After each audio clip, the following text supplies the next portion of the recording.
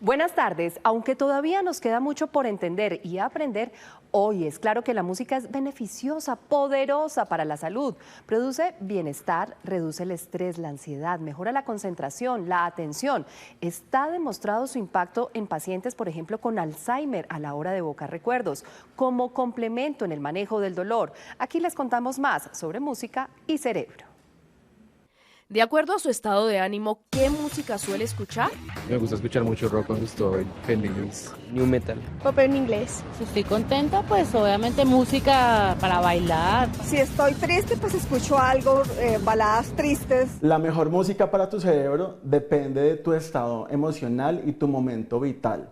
Por ejemplo, si estás en un momento de duelo, te podría ayudar a escuchar música triste, pero la música genera una emulación, un estado donde tú puedes experimentar ese dolor, pero dosificadamente. Entonces, también está la contraparte. Si te pones una canción muy triste y estás deprimido de base, puede amplificar el dolor emocional. Entonces, la música también puede ser útil, por ejemplo, para alertarte. No hay duda, la música activa nuestro cerebro emocional, pero sus efectos no son solo emocionales. Produce cambios físicos que podemos percibir fácilmente, como cambios en la frecuencia cardíaca, respiratoria, incluso sensación de escalofrío.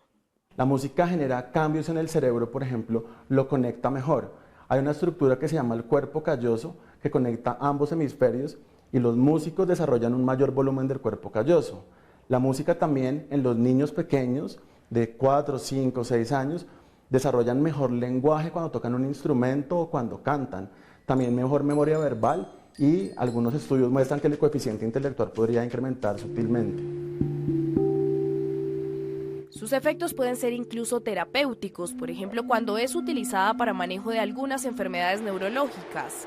Por ejemplo, la enfermedad de Alzheimer para regular las emociones, la ansiedad y el comportamiento. En la enfermedad de Parkinson para mejorar la marcha y regular las emociones. En el autismo para mejorar la comunicación y la expresión emocional. Yo lo utilizo mucho en personas que tienen trastornos de ansiedad, sobre todo las terapias de sonido, porque inducen estados de relajación, de tranquilidad y de conexión.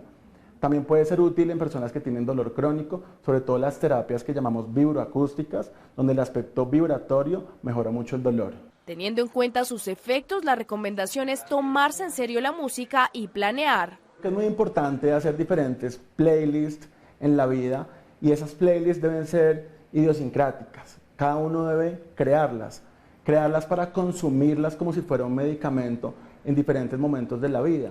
Cuando estás triste, puedes tener unas canciones que te ayudan a transitar por la tristeza. Cuando quieres energía, puedes poner música que sea contra la fatiga, que te active.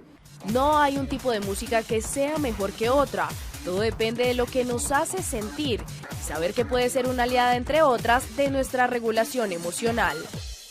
Por ejemplo, volviendo con los niños, les cuento que las canciones de cuna tienen su razón de ser.